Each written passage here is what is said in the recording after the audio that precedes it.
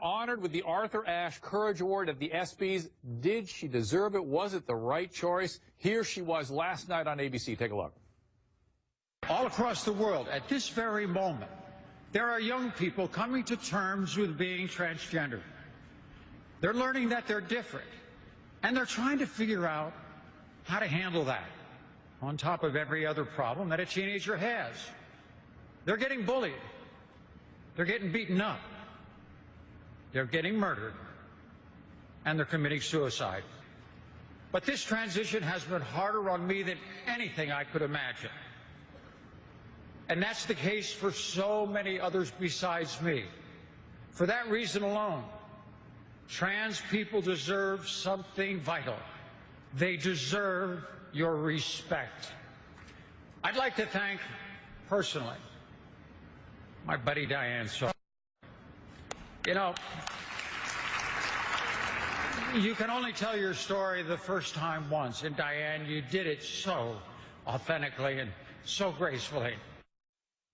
Joining me now in the audience, Shagun Oduolowu, entertainment journalist, Zoe Tur, pilot and reporter who herself is transgender, and Ben Shapiro, senior editor, Breitbart News, author of Bullies. Ben, did she deserve this award? For what? For courageously coming forward, for having been an athlete of great prowess and now fighting a new battle. What exactly is the battle? I mean, self-definition is what you do, and my baby's doing it at 18 months old. I wasn't aware that you get a medal for it. Shagun? I think she's a fraud. I thought the message and the messenger were wrong. I was in the audience at the ESPYs, and if you want to talk about courage, she said it herself in her speech that she retreated to her mansion in the Hill and was... Where was she in the 70s when the LGBT community was fighting for acceptance? Where was she in the 80s when the AIDS epidemic was ravaging the LGBT community? She was hiding, feeling bad about being transgender. Where was she in the 90s when shows like 90210, Melrose Place, and Will and Grace were bringing gay people to the forefront? Where was she in 2000? She couldn't come forward yet. My thing is this. She's a 65-year-old rich white woman that decided to do this, but don't tell me you're walking the truth for other transgender kids of color who don't have that war chest of money to get the surgery to look like she looks. They're not going to get the cover of Vanity Fair. So don't tell me that she is going to stand on the banks waving her hand as the beacon for transgenders when there's a river of blood of people that die. Okay, regardless of who the messenger is, okay, whether you like it or her not, or think that this is an authentic person or not, or her intent, she is bringing a conversation to the forefront that is helping people better understand, not you unfortunately, better understand the transgender community, have more empathy, have more tolerance, and that is saving lives. Because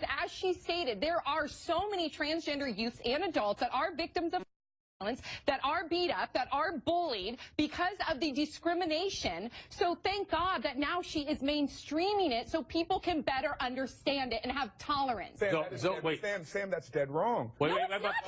She lives in the most accepting city in the state. And go do that in Alabama. Be a hero. Be a hero. Listen to Zoe. Listen to Zoe. Zoe, go ahead. Good try. You have to bifurcate it. Did she deserve the honor? Probably not. Is she brave? Of course she's brave. All those years invested as this sports legend. To come out transgender is horribly difficult. It is the most difficult thing you can do. I've been overseas. I've flown helicopter missions, surveillance missions. I've been shot, stabbed. Being brave is being yourself. And being transgender is about the bravest thing you can do. Did she deserve the award? Yes. Why are we mainstreaming delusion? It's not delusion.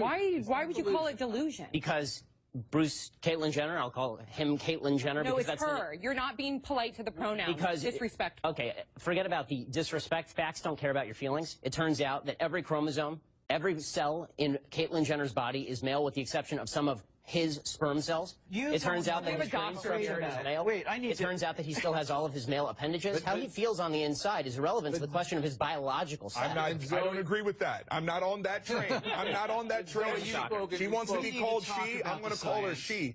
I just have a problem with the message and the messenger. So well, let's I'm going to do two things. I want to reiterate what Zoe said, which is the bifurcation of the courage to come forward after a lifetime as a male and a certain kind of a male versus did she deserve this award? Listen, awards, what are award ceremonies except an opportunity to catch some eyes? Especially the So, yeah. It's like ESPN, well done, ABC. They did exactly what their job was, to attract eyes. They did it. That's what award ceremonies are for. But in terms of the science behind gender dysphoria, you're very familiar with that, Zoe. Very familiar. It's not about the chromosome. Excuse me, the chromosomes within our both know nuclei. Yeah, go ahead. chromosomes don't necessarily mean you're male or female. Gender. With gender of course. Identity. Go ahead. No, so, especially, but even so, you have a thing like Klinefelter's syndrome. So you don't know what you're talking about. You're not educated on genetics. Would you like to discuss the genetics? Or well, no, what no. are your genetics? Sir? So I'd stay away from the genetics and back to the brain scans. You cut that out now, or you'll go home in an ambulance. Yeah, that seems mildly inappropriate for a political discussion. No, I know. Well, but wait, to be fair, but to be fair, you're actually being kind of rude. You're and that's not fair. I'm sorry, it's not rude to say that someone who's biologically a male is a male. You just someone who's biologically male is a male. But Mr. Shapiro, you knew very well that saying that to Zoe would be egregiously insulting. It's not a matter of insulting or inflammatory. It is. is. No, sir, you're right. On paper, what is a fact is a fact, and I can't deny that. But you knew that going in that saying that to Zoe would be aggressively insulting. It's not a matter of aggressively insulting. It is. The entire discussion is whether we are embracing mental illness and delusion as a society. That's the entire discussion. No. But you're avoiding the fact. You're avoiding the fact. If you want to talk facts, you're avoiding the fact. You're not a dumb man. You knew that saying that to Zoe would be incredibly hurtful. Stop it. Roll on the last word here. You haven't had a chance. And then there's some very startling statistics that are out that say that 80% of us know somebody who's gay or bisexual or even transvestite or lesbian, but only 1% of us know somebody who is in transition. So this is a new discussion for us. A lot of it is very scary for a lot of people.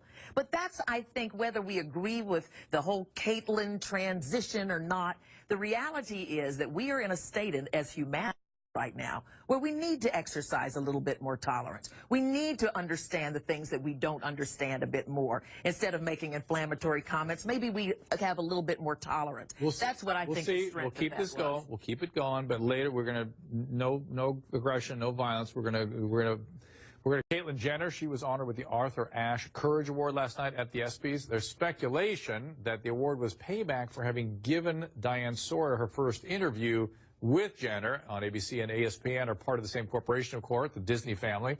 And ABC tells Los Angeles Times, quote, there is absolutely no connection between the interview and the award. There's simply no truth to that claim. Back with Sam, Rolanda, and Mike, and in the audience, Shagun, Zoe, and Ben. All right, so, Zoe, you're in that piece, you're saying it wasn't the transgender going at their own pace. It was a product rollout. What are the liabilities to the human being, Caitlyn Jenner, as a result of being a part of this product rollout? Well, you can't sustain that type of energy. You cannot sustain that type of fame. Things shift. You have to reinvent yourself. But I think at some point this comes crashing down because along with all this, adulation and hype, eventually you find out that you're really in an existential crisis because what's my life really going to be like? Will it be... You have to deal with people like this, the hatred, the people that, that come out against you and say... We're calling you delusional. It wasn't hatred. Yeah, that's hatred. Okay. This is just somebody that's I don't hate you. I have sympathy for you. I feel terrible for you. No, you do hate. You're consumed with hatred. That is who you are. You're a little man. You know me? You're a little man. Actually, I do. Let's stick to the topic. Let's not these first. But I mean, that's okay. He can be whatever he wants. But the point is, right? That's what this is all about, isn't it? It is. It is. But there's ramifications for hate speech. But the point is that. Ramifications? Let me finish. Go ahead. Finish, Zoe. Little boy. Zoe. Okay. Zoe. So I'm sorry. It's all everybody. Buttons are being pushed. Go ahead. The whole point is that Jenner this will come crashing down.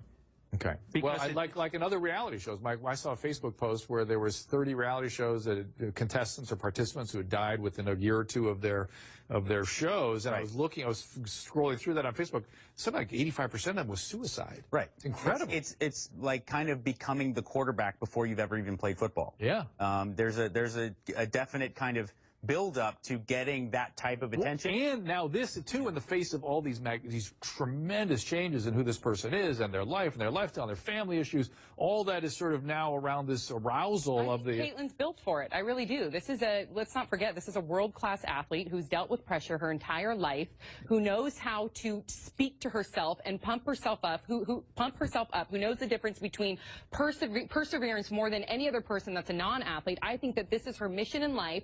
And if I could ask you, because I'm still harping on some of the things that you mentioned earlier. Back to Ben. To Ben, you come from, like, in your mind, a moralist, right? I come from a basic biological reality. But, okay, it's not a moral thing. If somebody wants to mutilate their body, that's their choice. It's not mutilation, but can we just talk about cutting off testicles is mutilation. Can we talk about That's not actually what they do, though, right? Okay, hold on. They go inside out. Well, but they don't even, most transgender don't have the genital reassignment. Most of them are not. Okay, Ben, can I finish real quick? Because this is important. Well, I want to let you piggyback on something. May I let you do that? Yes, you may. Because my blood is boiling. I know, and I'm going to give you a little more fuel. This is now, because Ben is part of a lot of people that have various kinds of feelings about this. This is what Zoe's talking about. Here's Peter Berg, best known for producing Friday Night Lights. He posted this picture on Instagram with the caption, quote, "One man traded 2 legs for the freedom of the other to trade 2 balls for 2 boobs. Yeah. Guess which man made the cover of Vanity Fair, was praised for his courage by President Obama, and is to be honored with the Arthur Ashe Courage Award by ESPN." That's similar stuff you're reacting to. First of all, of course, a wounded soldier deserves all the accolade and respect in the world. They save lives. Well, guess what? There's many different ways to save lives. I believe that Caitlyn Jenner bringing this conversation to the forefront is saving lives. And at the end of the day, can you look at the fact that more than 50% of transgender youth attempt suicide because of discrimination, because of shame? Does that try to alter the way that how you should project your thoughts? What if they're watching right now? What if there's a teen out watching right now that is struggling with who they are, living their truth? Let's talk about some of the biological facts for 1 second. No, I want you to answer me. What would you say to a teen right now that really believes 100%? Allow me to answer your question. I'm full of emotion right now because people die. I've noticed. Clearly, it doesn't bother you because you're sitting there stone-faced and cold-hearted. Of course it bothers me when people commit suicide, which is one of the reasons I don't believe that transgender surgery is the solution, considering that the suicide rate after transgender surgery is precisely the same as the suicide rate before transgender Yeah, because then technically they're not passing, and then they're open for more discrimination. Okay, the transgender suicide rate is approximately 0.8 in every 100. The only comparable suicide rate in human history of which I am aware is Jews living under Austrian and German rule during World War II. To liken the treatment of transgenders in the United States or the Western world to Jews living under Nazi... No, I'm actually comparing apples to apples in terms of the suicide rate. But I think if you can see what discrimination why don't we does... look at actual solutions? Why is it then stop hating. Tolerate. It's not, I'm happy to tolerate. Whatever people want to do is what they want to do. But the idea that the surgery itself is something to be glorified, to be reveled in, the mental illness... I think if you can bring up the difficulty that Jewish people have faced because of hatred, then why can't you as a human, as Dr. Maya Angelou would say, that I am human, so therefore nothing human can be alien to me. Why can't you take that position and understand based upon your history? I don't hate anybody who has a mental illness and is trying to figure out how to fix that. Well, there might have been people who said... I'm not going to liken the treatments of Jews under Nazis. No, I think anytime a life is in trouble, we're all in trouble. We're all in trouble. The reason I brought that up is as a comparison of the treatments of the two and saying that the suicide rate is similar. So therefore, if the circumstances of the two are different, and the circumstances may not be different. If you have bullying, if you have murders, there is a genocide on transgender children right now. I think we are missing. I think we are going so far afield. As all people, we should be for inclusion. As a black person and as a Jewish person who knows what persecution is, we should all be for inclusion. No one is saying that we should not be for inclusion. At least I'm not. What I'm saying about this award is she does not Caitlyn Jenner does not walk in the shoes of those young transgender youth because they don't have the means that she has. So when we say that she's supposed how she was as a teenager, but you cannot deny the fact that she gave hope to somebody out there. She gave them they may not have the $70,000 to have the surgery. They may not have a white gown and get to walk away with an SB. I've got to wrap it there. I got to wrap it there. Ben, let me just deal with your biological question, mental illness question. Let's say that transgender is a mental illness. How would you? What's the goal of treatment then? The goal of treatment would be to cure whatever. Can't cure it. It's not curable. Okay. Lots of illnesses are not curable. This one has to not be curable. What's alcoholism? Alcoholism, for instance. What's the goal? So the goal would be to allow people to live with it in an appropriate way. To flourish, right? To flourish. Not to require them to assign to one gender or another, but to flourish. Right. Without imposing on the rest of society a necessity for fictionalized thinking. Okay, because that actually is a cost to society. I'm sorry, but my grandfather was bipolar, okay? Yeah. And he thought that the radio was talking to him. Yeah. They put him in a mental hospital. They did not tell him the radio was talking to him to allow him to live a better life. They put him into a mental hospital, and then they gave him lithium, which allowed him to live a better life. Looking for better solutions than transgender surgery would be a better solution than pretending that transgender surgery is the cure for people. People are looking for treatments all the time. This has been the one. This is stopping the look. No, it really isn't. But be that as it may, there's a book, the movie called Infinitely Polar Bear out there about being bipolar and how they are ostracized to this day. So